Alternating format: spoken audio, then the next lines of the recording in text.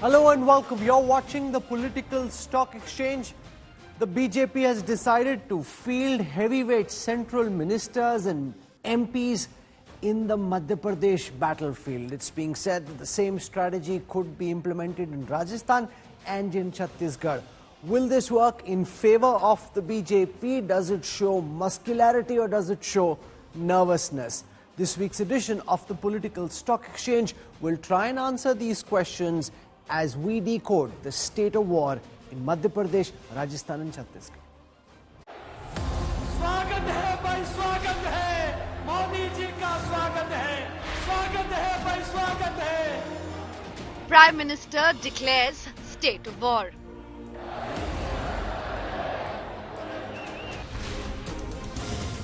Enters key battleground states. Prime Minister slams Congress appeasement in Rajasthan. कपड़े सिलाने के बहाने लोग आते हैं और बिना डर बिना खौफ के टेलर का गला काट देते हैं. Brands opposition anti-Vikas in Madhya Pradesh. इन लोगों का सिर्फ एक ही काम है, देश की प्रगति से नफरत. Crucial semi-final before 2024 final. That is a big focus on Newstrack. It's the semi-final before the big 2024 general elections. The Prime Minister today was in battleground Rajasthan, where he launched a full-throated attack on the Congress and the Ashok Gehlot government. The Prime Minister raked up the beheading of Kanhaiya Lal and accused the Congress government of appeasement. A gruesome murder.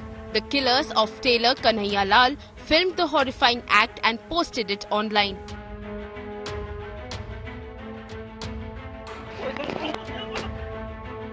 The individuals featured in the video were apprehended and taken into police custody.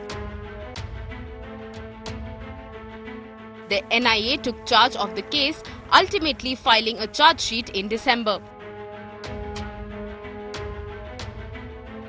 उस राजस्थान की धरती पर इतना बड़ा पाप हुआ. कपड़े सिलाने के बहाने लोग आते हैं और बिना डर बिना खौफ के टेलर का गला काट देते हैं और वीडियो बनाकर गर्व से वायरल कर देते हैं. कांग्रेस सरकार को उसमें भी वोट बैंक की चिंता सताती है. Prime Minister Narendra Modi attacks the Rajasthan Congress under whose rule Kanhaiya Lal was hacked to death about 15 months ago. In a rally in Chittorgarh, in poll-bound Rajasthan, Prime Minister Modi accused the Ashok Gehlot government of plunging the state into crime. 5 साल में कांग्रेस की सरकार ने राजस्थान की साख को तबाह कर दिया है, तबाह कर दिया है.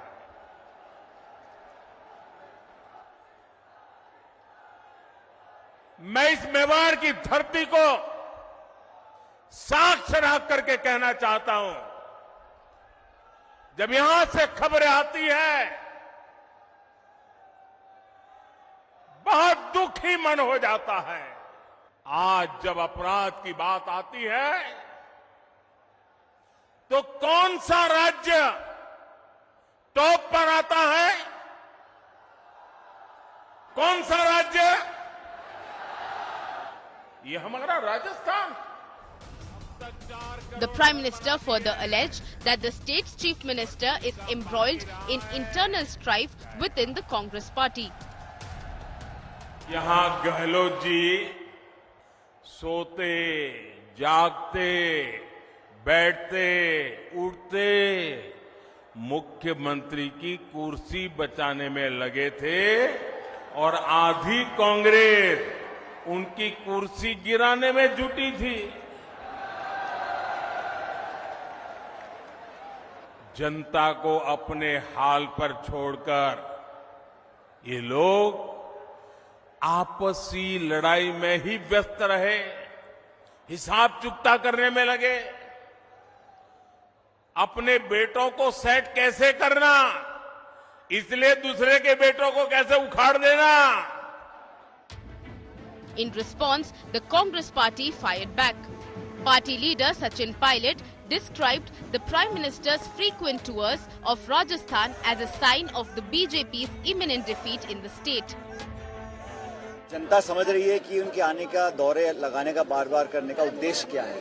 अगर राजस्थान के 8 करोड़ लोगों की भलाई की बात होती तो मैं समझता हूं जो पिछले 5 साल का कार्यकाल निकला है केंद्र सरकार का, उसमें सारे 25 और राजस्थान की जो विशेष मांगे थी उनको पूरा करने की चेष्टा भी नहीं करी गई। और अब पिछले 6-8 महीने में लगातार दौरे कर रहे हैं और सब जानते हैं कि दौरे राजनीतिक ज्यादा हैं और प्रशासनिक कम है। Trading accusations and promises, a charged atmosphere in Rajasthan in the run-up to state elections. Bureau Report, India Today.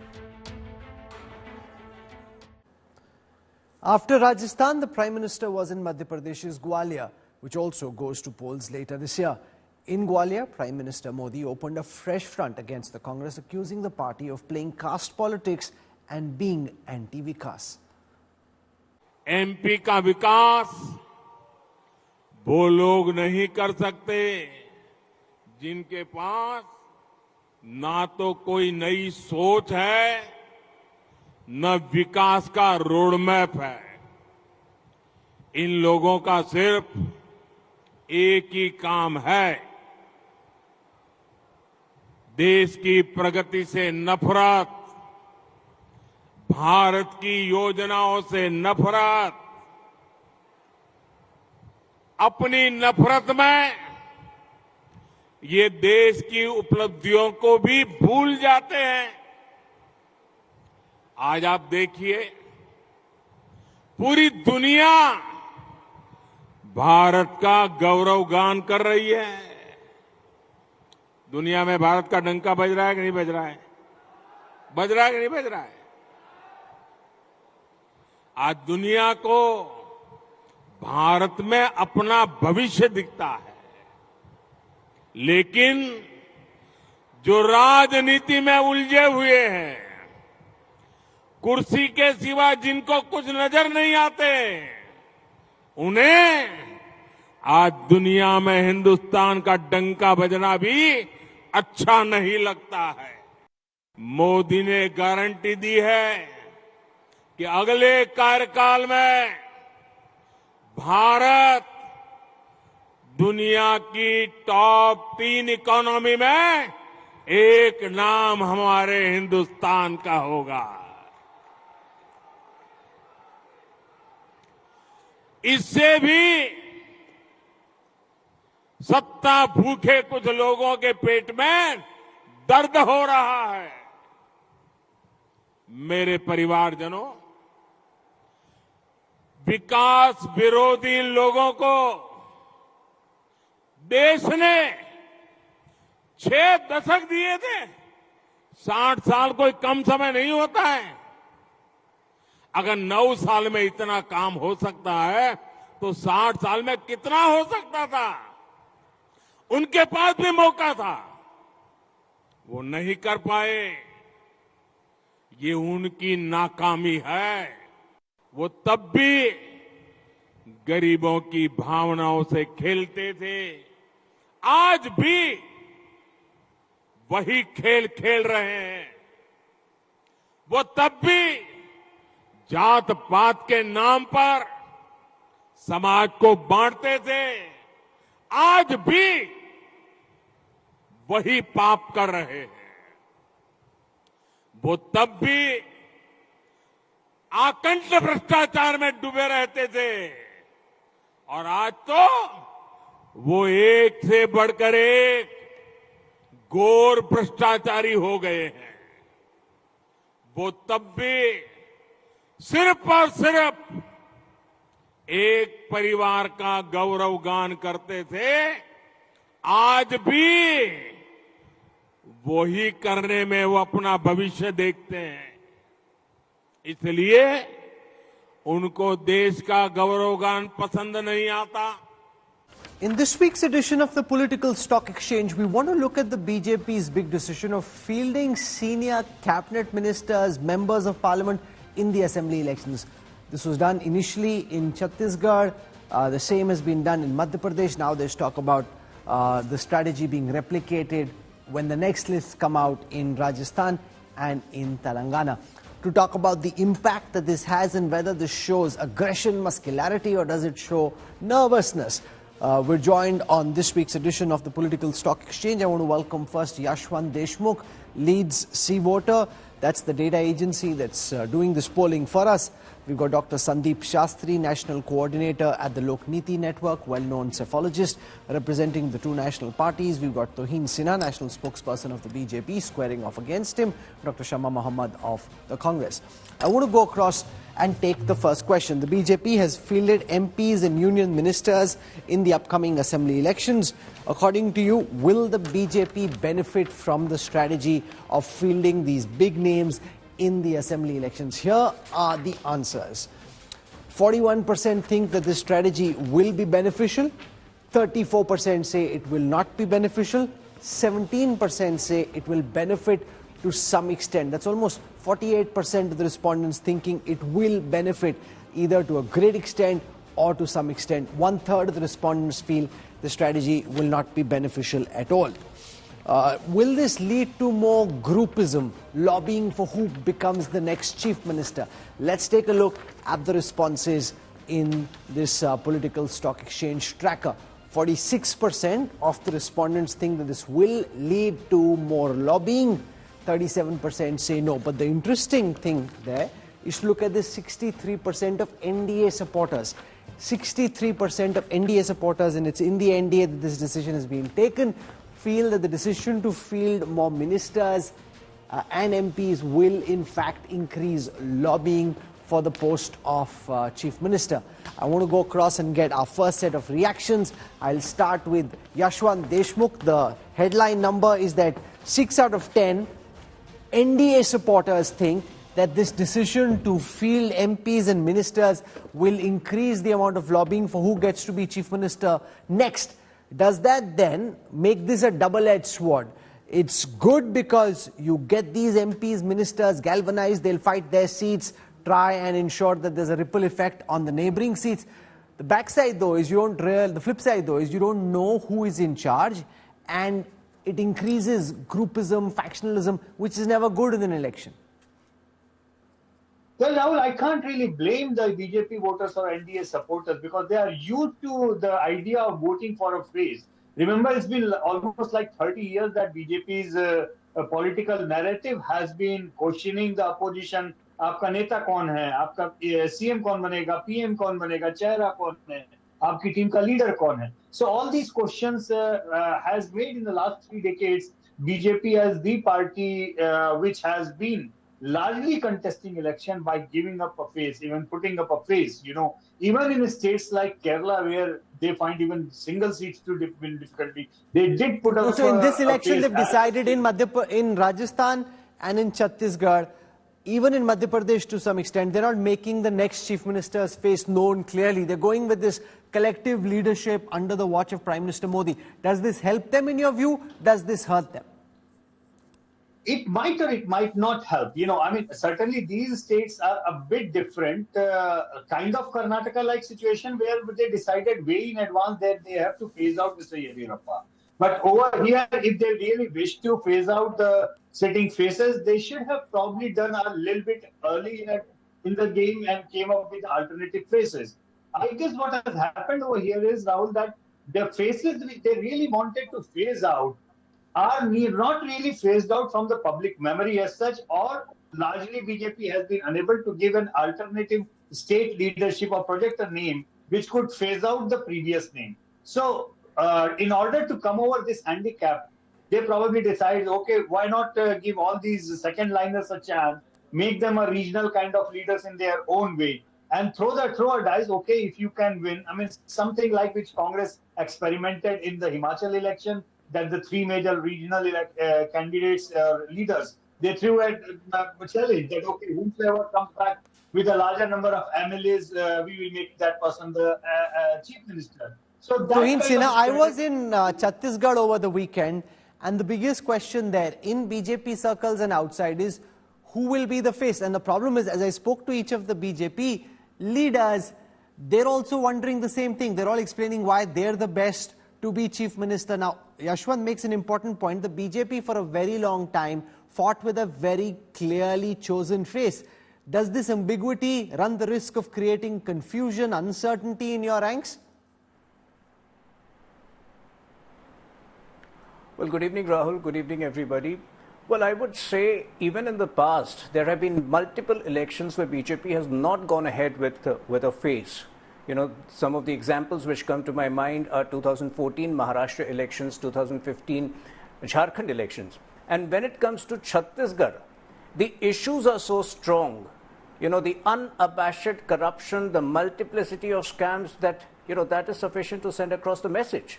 We have 4 or 5 brilliant leaders who have been very active on the ground, and any one of them could eventually succeed and become the chief minister. But on the other question that you were asking on the Madhya Pradesh, in the Madhya Pradesh elections where many of the MPs have been fielded, see, ours is a party where winnability and the larger cause for the party always holds precedence over personal ambition. So I have in the past, in my 25 years of association with the BJP, I have seen central level leaders adapt very easily at the state level and vice versa. And we are also devising a customized plan. So what, instead of a one-size-fits-all plan, which the Congress no, but it unsettles people. Goes ahead with. Now, let's look at the plight of surprise. Shivraj Singh Chouhan, your tallest leader in Madhya Pradesh. Yashwant Deshmukh's polls very clearly show that he is number one very clearly, and the other BJP leaders are much below him. Now, he hasn't got a ticket yet. He doesn't know whether he'll be chief minister next. And around him, everyone's wondering the same question. Will he come back? Will he be CM? That really undermines. And if your party itself is not satisfied with this performance, how do you go to the people and tell them to vote you back? You yourself don't seem very impressed with him. You know, the good part about the BJP is that we don't have insecure leaders. So whatever be the role, even I'm sure Shivraj Singh Chouhan would be more than convinced that the party would take care of his interests and would acknowledge his contribution. So for what I'm trying to say is that even in Maharashtra, you have seen that more than the pad, more than the designation, it's the responsibility which matters. And each of the karyakartas, each of the leaders have risen to the occasion because the larger cause over here becomes more important, which is winning the elections. The rest of the things really don't matter. Okay, Shama Mohammed, this strategy worked for the Congress in Himachal Pradesh, where Pratibha Singh, Mukesh Agnihotri, Sukhwinder Sukhu were all kept in the fray. You also run, let's see, we'll decide later. It's worked for you in the past, and therefore, there's no reason why the BJP should be anxious about whether this will work. Everyone's giving their best shot, and let the best man or woman triumph later. Hi, Rahul. I was listening to Tuhil right now. He was speaking of elections and his party like a corporate thing. We have to understand this is a democracy. There are people who rise from grassroots levels. I have been working in my state, Kerala, and elsewhere, and I know what it is to do grassroots politics. They aim for certain things. Sometimes they aim for become a councillor, then a block president, then they want to become an MLA. So it is a step-by-step process. Now, if the central part is taking all this decision, then what happens to the state leaders? Now, you spoke about my state, Himachal. They are all state leaders. Nobody airlifted from elsewhere. And eventually... No, but none of these leaders have been airlifted either. Narendra Singh Tomar, Fagan Singh Kulaste, anybody who's been made to stand, Prahlad Patel or Kailash Vijayvargiya, they're all formidable leaders in their neck of the woods. Nobody is denying that, but they are members of parliament, central ministers coming in here. In the case of Sukhwinder Singh Sukhu, he has been a grassroots leader, and we have rewarded a grassroots leader. Let's understand that. Another very important question I want to ask the BJP today. They are talking about one nation, one poll. These ministers will, suppose they win, or the members of parliament win, then there will be a huge number of by-elections. Now, on one side, you talk about one election, one nation, one poll, and the other side, you say there are going to be by-elections. So everything to suit yourself. So let Tohin Sinha respond to it, because we saw this in Tripura as well, where leaders who were MPs were made to contest later. They were made to give up their assembly election seat. That's a waste of time, energy, resources. Will they stay on as ministers? Will they work in the state? Why put everyone under this uncertainty? Rahul, you need to understand that BJP has been in government in Madhya Pradesh for a good 20 years if you remove the 1.5 years in between. So some amount of anti-incumbency is bound to happen, and to thwart that, to circumvent that, we are employing surprises.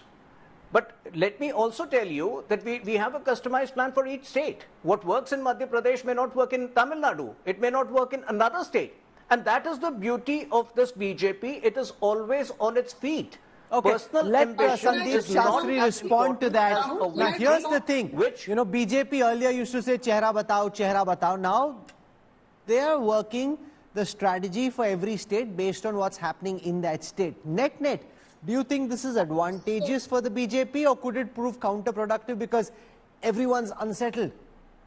Rahul, the BJP hopes with one arrow to hit many targets. Let me quickly tell you 4 targets they are hoping to achieve. Number 1, it brings in the surprise element which BJP is always known for. Nobody had anticipated 7 MPs would be there, 3 ministers would be there in the list in Madhya Pradesh. Secondly, it leaves everyone guessing, including the leaders themselves, as to what would happen in the future, and nobody is assured of getting a position. Thirdly, the BJP also would like to show that we have no dearth of leadership in our party. And lastly, it shows that no one is indispensable for the party. However, I think the point being made that when you field MPs, especially 3 of them ministers in the government, and if they were all to win, are we going to then see 7 by-elections to the Lok Sabha and the Rajya Sabha? What happens to the central ministries that they are handling in the last 7-8 months of the BJP government? If they are going to be retained at the center, you are going to cause 7 by-elections in the state, assuming that these leaders win. If they do not win, of course, there is no challenge which comes up here. So I think these are some of the issues that come up. And as I said, the BJP's aim very clearly is hit many targets with one arrow. Okay. In fact, some of these leaders have said that they too are surprised by the party's decision to field them. Some didn't comment. The likes of Kailash Vijayvargiya said they weren't expecting this. They weren't particularly keen on contesting. So they've actually come out in public and said that. Let's listen in. अंदर से खुश नहीं हूँ, सच कह रहा हूँ, इसलिए कि मेरी लड़ने की इच्छा ही नहीं थी, एकदम 1% भी इच्छा नहीं थी। एक माइंडसेट होता है ना लड़ने का, अपने को तो जाना भाषण, अब बड़े नेता हो गए, अब हाथ जोड़ने का जाते, तो भाषण देना और निकल जाना, भाषण देना और निकल जाना, ये सोचा था हमने तो प्लान ये बनाया था कि रोज 8 सभा करनी है, 5 हेलीकॉप्टर से और 3 कार से। पर आप जो सोचते वो होता क्या, भगवान की जो इच्छा होती वही होता है। Kailash Vijayvargiya making no bones of the fact that he too is surprised by the fact that he has to fight, and he didn't particularly want to do so. Okay, so can the BJP avoid anti-incumbency by using this formula in the 2024 elections by cancelling the tickets of sitting MPs and fielding new faces? So let's take a look at the responses to this question. Does this cut anti-incumbency by putting up new faces? 56% of the total voters say yes. 66% of NDA voters say yes. This helps in negating anti-incumbency. 17% say no. 26% say that they don't know. So Yashwant Deshmukh, on this question, whether it negates anti-incumbency, yes, to some extent it does. It also makes everybody insecure. Is that a good thing? Because usually in management, if one person is in charge, he knows he's in charge, then he's working towards a particular task. If everyone is unsettled and wobbly, that does make the ship more unsettled because nobody's feeling secure. Well, Rahul, funny thing is that I guess that a lot of deadwood is also being aimed at to be sorted out by the BJP by doing that. Looking at few of the leaders' statement on unhappiness of getting the ticket, that they were not really prepared, that they have become the bigger leaders now, and why they have been asked to campaign like that. So I guess that some of the deadwood is also going to be sorted out by them. And also the fact that a lot of people who actually claim to be in the chief ministerial rail, I guess they have been given a chance that, okay, if you want to be the chief minister, prove yourself. Because in the Lok Sabha elections, all of us know it is in the name of Modi they actually get elected. Baal aati hai, baal mein jeet ke aa jata hai. But do they actually get to win the Lok Sabha seat by themselves? So no, but Sandeep Shastri, the flip side of this is that let's see Narendra Singh Tomar, Jyotiraditya Scindia come from roughly the same Gwalior Chambal belt. Now, if both are contesting, their supporters are daggers drawn, even if the principals are trying to get along as best as possible. Does that then just try and, fit too many swords into a sheath, because there ultimately can be only one sword in a sheath? Yes, but Rahul, we need to understand the dynamics within the BJP today. You have a central leadership which is strongly in control of what's happening. And therefore, state level leaders need to necessarily fall in place with the game plan which the central leadership has. So if 3 union ministers are contesting, and if all the 3 win, and if BJP is in a position to form the government, ultimately it will be the central leadership which decides, and everybody falls in place and listens. Now, this may be the hope of the BJP in terms of how it manages its leadership and manages its situation of plenty in terms of leadership. Can it boomerang? I think it's something which in the long run could have an impact, because we've already seen this, Tuhin Sinha, in Karnataka, where Sandeep Shastri comes from.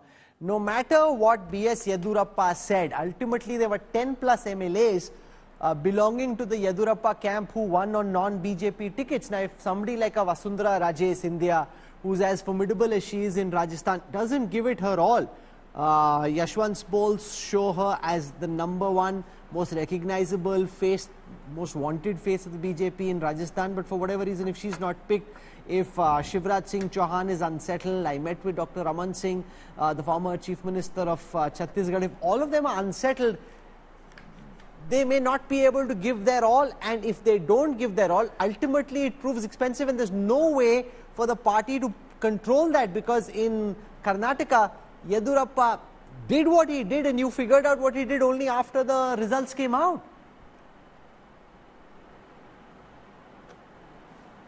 Rahul, if you just, you travel to Chhattisgarh, if you travel to Madhya Pradesh, and if you follow the schedule of Mamaji, if you follow the schedule of Shivraj Singh Chouhan, you would see the kind of dedication and the passion that he is putting in. And the same applies to Vasundhara Raje Scindia. In Karnataka, the issues were different. In Madhya Pradesh, the issues are different. Ladli Lakshmi Yojana, which was started 15 years ago, and now the Ladli Behen Yojana, has a huge impact on voters. I think the issues over here, and besides the way the Congress is going all out to divide the society by faking this misinformation about OBC people in OBC officials in the central government, I think the issues are far bigger today. It's about those who want to unify the country and those who want to divide the country. And the same would apply. Let me ask that question, even though we'll deal with that separately later. But just on the issue of the caste census, now that this has been made public, we're seeing the likes of Rahul Gandhi and the others, Sandeep Shastri, use this as a war cry in the assembly elections and otherwise. Do you think, because the BJP would like everyone to consolidate around their religious identity, the opposition now trying to create these caste fissures around OBC, around caste census, does this provide the opposition with a counter to the BJP's nationalism? Rahul, you may hear a new narrative soon, Sanatana Dharma versus Jati Dharma. Now, this is likely to come up. I wouldn't be surprised if it does, where the opposition... No, it's already heading in that direction. Sorry? It's already heading in that direction. And I think this is going to be 2 narratives which are going to play out in this election.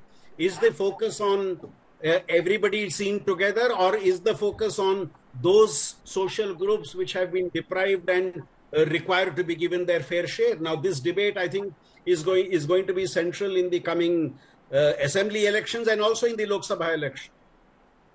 Yashwant Deshmukh, the Bihar caste census is out. It shows that OBCs, SCs plus STs are much more than was originally anticipated. General caste only about 15%. The opposition is making this a big deal. Even the Congress has come around to the demand of a caste census, which they were opposing when they were in government. Can this Sanatan Dharm versus your caste become a war cry for the opposition? Well, they can try for sure, but I don't know how much it is going to work on those lines. The Mandal Kamandal politics of the 80s, can it be played out again on the line of social injustice or social justice, whichever way you look at it? What finds me difficult to answer this question is the empirical data, Rahul, that in the 80s, the BJP was an upper caste, urban, middle class, higher income group kind of a party. The BJP under Narendra Modi is a different game altogether. The reason Narendra Modi got the 2014 and 19 mandate because he managed to get majority of the scheduled caste, majority of the scheduled tribes, and majority of the OBCs voting for the BJP. So, largely speaking, all these parties who have a caste line identity of politics, barring the one major caste, for example, the Yadavs in Bihar or Yadavs in Uttar Pradesh, and so on in different states, barring that major one particular caste, the rest of the scheduled caste, rest of the tribes, rest of the OBCs, which form almost like the 70 to 80% of these blocks, have not been following that kind of a line of politics which they would have liked them to vote on. So no, but we also know, like was the case in 2015 in Bihar, when communities rally around their caste, that can prove and has proven to be a counterfoil to a religious nationalism. But Rahul, counter to that is that, the same kind of identity politics get resolved when we look into the national election. So we know for sure a significant number of Yadavs in Bihar, significant number of Yadavs even in Uttar Pradesh voted for Narendra Modi when the Lok Sabha elections came in. So what I see that the identity politics plays a very important role in the local election. But as they tend to go into the upper ladder of election at the state and the central level, these identities are no more redefining factors the way it used to be in the 80s. Sure, but the question is, what do you put first, your caste identity or your religious identity? And the opposition, in a rather regressive fashion, this is not modern contemporary politics, and I want to put that question to Shama Mohammed, because when you were in opposition, when you were in government, you were opposing the caste, and this is just opportunism of the most brazen kind, because while you were in government, Shama, you were opposing all of what you are now pitching for. This is just as a desperate attempt to counter the popularity of the Modi government. Okay, Rahul, before I come to that, couple of points. One is that what I see today, when the state governments, when they're getting MPs and MPs from, or the cabinet ministers, the reason is being they're rattled, because I'm telling you today, we are winning Madhya Pradesh, we are winning Chhattisgarh, we are winning Rajasthan. It is very clear that we are winning all these states, including Telangana. So we are up there, and hence we have strong state leaders. Let's understand that. He said just now to him that he has a passion. There's a lot of passion shown by Shivraj Singh Chouhan. Then my question to him is, why not give him the ticket and ask him to lead? They had a Parivartan Yatra in Rajasthan. And in that Yatra, there was hardly anyone. They had to stop the Yatra. None of the women came because they did not project Vasundhara Raje. So these are all open secrets out there. The other important thing is that they are worried in Madhya Pradesh because the highest number of atrocities against Dalits and the SCs are in Madhya Pradesh. 63.9% are the cases in SC atrocities against SCs. And Dalits, every day they have 20 cases. We all know what recently happened, the urinating incident, as well as the... Okay, so let me take the... Okay, fair enough. Let me take the... You didn't answer my question. I want you not to diverge. Just come straight to the point and answer my question about how by pushing the caste census, the Congress is now trying to do what they were opposing while they were in government. This is rank political opportunism. Respond to this question. Rahul, we are the one who did the caste census. Only the report did not come out. You know that very well. In 2011 we did it. We asked for a caste census. Only thing is the report did not come out. I don't know why you're saying we are against it. From where do you get that? The report of that caste census did not come out. But because your government didn't let the report come out because you didn't want to open a new Pandora's box. No, the government changed. And also let's understand what has happened in the last 9.5 years. The atrocities you see against Dalits, against SCs, against STs, against the backward classes, against the minorities. It's gone up. I mean, you have seen what is happening. You saw what happened in you saw the lynching incident. But that doesn't really change with the caste census. No matter what the Congress spokesperson is saying, let's be very clear that the Congress and the opposition is pushing the idea of a caste census because they believe this provides a counterfoil to religion and to nationalism, because you can't deal with the Prime Minister and the BJP on the issue of religion, polarization and the issue of nationalism. Therefore, you prop up the idea of a caste census. Let's take the next question. Will the BJP benefit or suffer losses by contesting assembly elections without a chief ministerial candidate? Here are the responses in our poll. 41% of the overall respondents think it will benefit the BJP. 43% say no, they will suffer a loss. So more people think that there will be a loss than those who think that the BJP will benefit from this strategy. Yashwant Deshmukh, how do you read these numbers? 43 versus 41. 43% of the respondents feeling that the BJP will be negatively impacted because it doesn't have a chief ministerial face.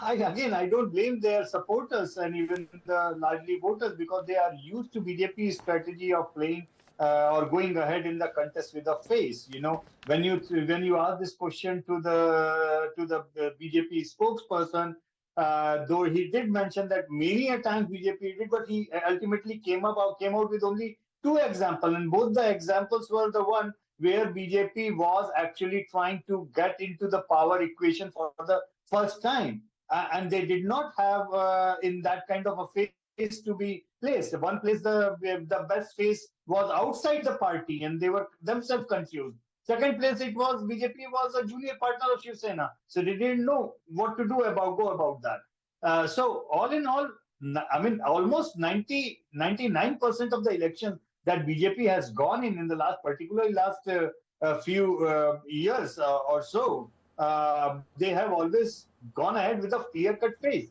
So obviously, it's a fresh new strategy. It may or may not work, but you cannot blame the BJP supporters to be confused on that whether it might work, it may not work. They just don't know. No one knows. If it works out, it's Chanakya Niti, it's a political masterstroke. If it backfires, well then, you know, the BJP couldn't read the writing on the wall. They shouldn't have undermined the regional satraps. You know, Panditri is easy. So Yashwant Deshmukh and Sandeep Shastri have it much easier than those in the BJP and the Congress making the strategy, because hindsight is always 20/20. So the Panditri is right today. The Panditri will be right on the day of the exit poll and on the day of counting and later. But those who are on the field and they're the ones scoring the runs, they need to go out, like, you know. So Sandeep Shastri, the BJP can say, "Hum jo karenge, Sandeep Shastri usme nuks nikalenge. Hum kare to bole, can't you see the reading on the wall? Can't you see the writing on the wall? There is visible anti-incumbency in Madhya Pradesh, and therefore we are trying to prop up the new face, so people get the sense that there could be a new chief minister." Rahul, there is a clear logic in what the BJP is doing. Nobody is denying it. I think we need to see the context of the contest. My own reading is the BJP takes the national face as its main face.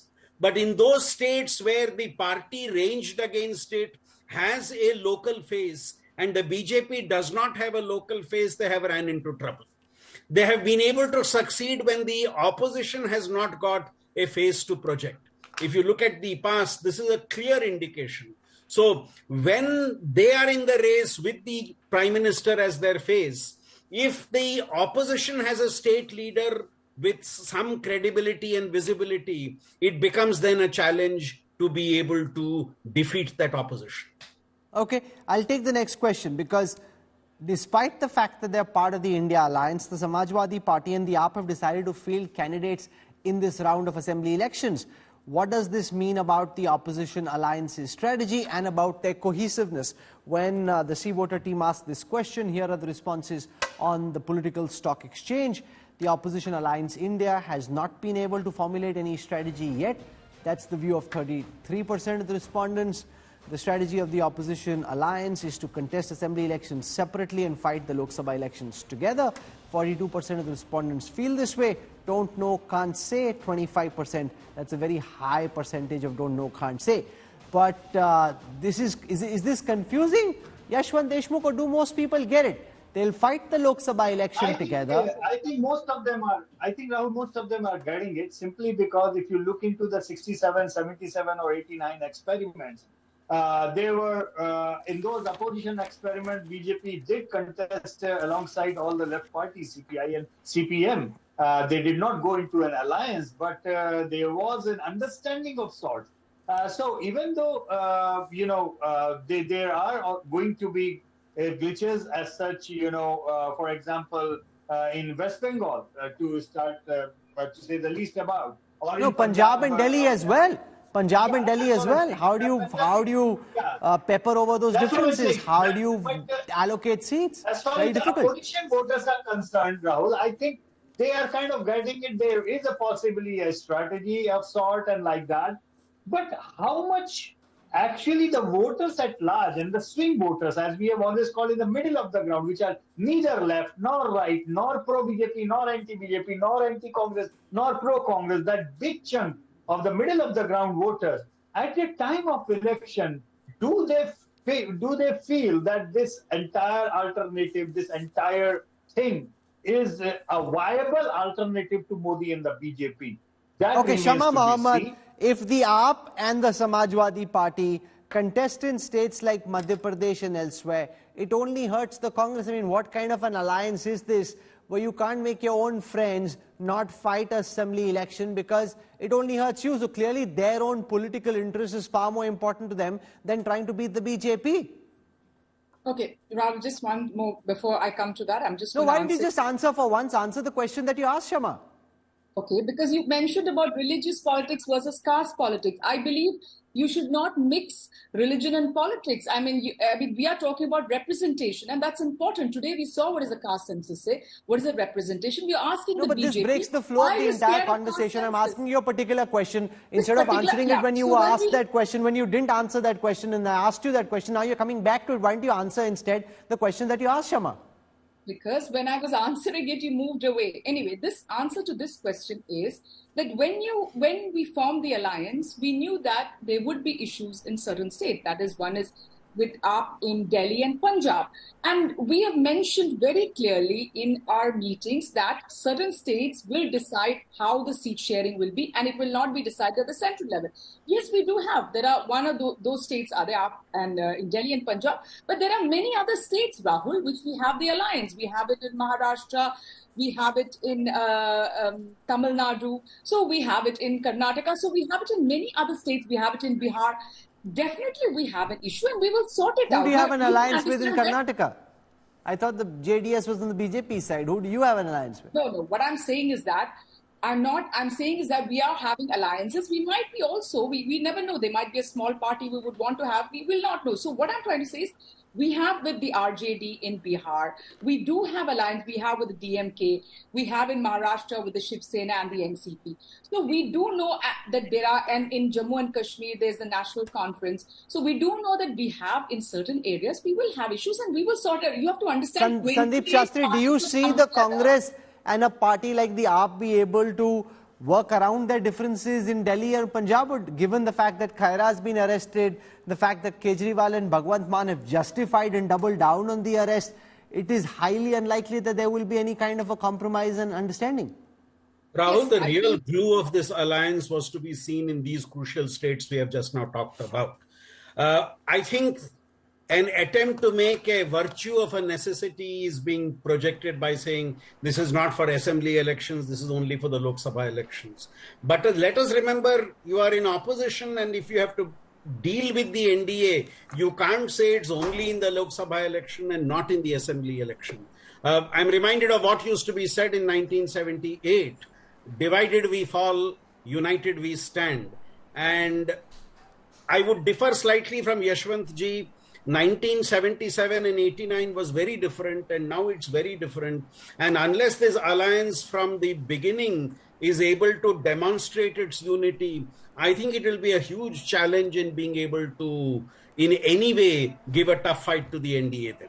Okay, the idea of the India alliance, far more potent than the reality. There are very serious differences in states like Punjab, states like Delhi, and therefore will they be able to come together? You know, it's where both the parties are relatively equally placed that it's tough to allocate seats. In a state like Uttar Pradesh, the SP is much bigger than the Congress, and therefore that's relatively easier. In a state like Tamil Nadu, they had an alliance even earlier with the DMK, so nothing really turns on it. It is, as Sandeep Shastri says, in these contentious states, whether you're able to arrive at an alliance, that the efficacy of the idea of the India alliance is actually tested. Polarization Nataka has returned to Karnataka, where clashes erupted during an Eid procession on Sunday. At least 15 people were injured. The BJP is blaming the Congress for allowing the Aurangzeb rally, where swords were brandished and stones pelted. Karnataka's Shivamogga on the boil as communal tensions flared up during an Eid Milad procession on Sunday. A few miscreants pelted stones at Hindu homes amidst rumours of stone pelting at the procession, triggering communal clashes.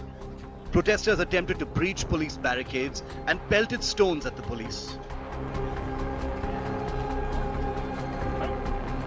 The police then had to resort to lathi charge to disperse the crowd and impose Section 144, which prohibits unlawful assembly. ರಾಗಿಗುಡದಲ್ಲಿ Eid Milad procession ಇರುವಾಗ ಯಾರೋ ದುಷ್ಕರ್ಮಿಗಳು ಕಲ್ಲು ತೋರಿದ್ರು ಅಂತ allegation ಬಂತು. ಅದಾದ ನಂತರ ಸ್ವಲ್ಪ ಸ್ಕಿರ್ಮಿಷಸ್ ಆಯಿತು.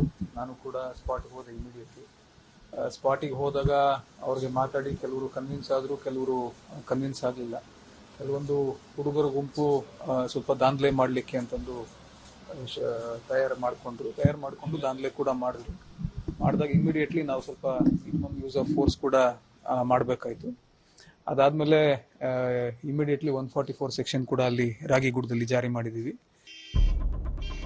More than 10 people sustained injuries while over 50 were taken into police custody. Karnataka Chief Minister Siddaramaiah claimed the situation is now under control while condemning the violence. ಯಾವುದೇ ಧಾರ್ಮಿಕ ಕಾರ್ಯಕ್ರಮದಲ್ಲಿ ಬೇರೆಯವರು ಇನ್ನೊಬ್ಬರ ಧಾರ್ಮಿಕ ಕಾರ್ಯಕ್ರಮಕ್ಕೆ ಧಕ್ಕೆ ಮಾಡತಕ್ಕಂಥದ್ದಲ್ಲಿ ಕಲ್ಲಿಸಿರ್ತಕ್ಕಂಥದ್ದಲ್ಲಿ ಅದು ಕಾನೂನು ಬಾಹಿರವಾದಂಥ ಚಟುವಟಿಕೆ. ಇಂಥ ಚಟುವಟಿಕೆಗಳನ್ನು ನಮ್ಮ ಸರ್ಕಾರ ಸಹಿಸಲ್ಲ, ಹತ್ತಿಕ್ತೀವಿ ಅಂತಕ್ಕಂಥ ಮಾತುಗಳನ್ನು ಹೇಳಲಿಕ್ಕೆ ಬಯಸ್ತೇನೆ. ಈಗ ಶಿವಮೊಗ್ಗ ಸಂಪೂರ್ಣ ನಿಯಂತ್ರಣದಲ್ಲಿದೆ. Home Minister G. Parmeshwara said trouble was expected. ಹೌದಂದ್ರೆ ಇದೆಲ್ಲ ಏನು ಹೊಸದಾಗಿ ಏನಾಗ್ತದ ಆಗಿದೆ, ಅದನ್ನ ನಿಯಂತ್ರಣ ಮಾಡೋದಕ್ಕೆ ಸಮರ್ಥರಿದ್ದಾರೆ ನಮ್ಮ ಪೊಲೀಸ್ನವರು, ಮಾಡ್ತಾರೆ. ಈಗ ನಮ್ಗೆ ಗೊತ್ತಿತ್ತು ಅಲ್ಲಿ ಟೆನ್ಷನ್ ಇದೆ, ಪ್ರೊಸೆಷನ್ ಹೋದಂತ ಸಂದರ್ಭದಲ್ಲಿ ಏನಾದ್ರೂ ಆಗ್ಬಹುದು. The BJP has slammed the Congress government for allowing swords in the procession in the district celebrating Muslim rulers Aurangzeb and Tipu Sultan while putting restrictions on Ganesh processions. Right from day one, this government is supporting all the forces who are into number two businesses and lot of clubs and illegal alcohol sale. Appeasement politics of Congress government has led to all these communal violences. Communal clashes have returned to this sensitive district of Shivamogga, which was once the epicenter of the Savarkar versus Tipu showdown in the run-up to the Karnataka Assembly elections. Bureau Report, India Today. As the India-Canada diplomatic face-off continues, the memories of the Kanishka plane bombing have come back to haunt Justin Trudeau. India Today is the only television channel reporting from Ground Zero. Our correspondent Anisha Mathur visited the Air India Flight 182 Memorial. Here's her report. June 23, 1985. The ill-fated Air India Boeing 747 Kanishka with 329 passengers on board plunged into the sea off the Irish coast after a mid-air blast in the early hours.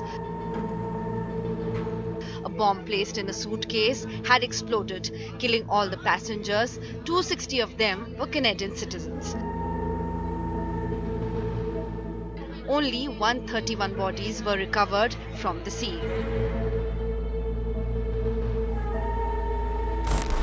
Fast forward to 2023. Amid rising diplomatic tensions between Ottawa and New Delhi, the deadly bombing is back in the news.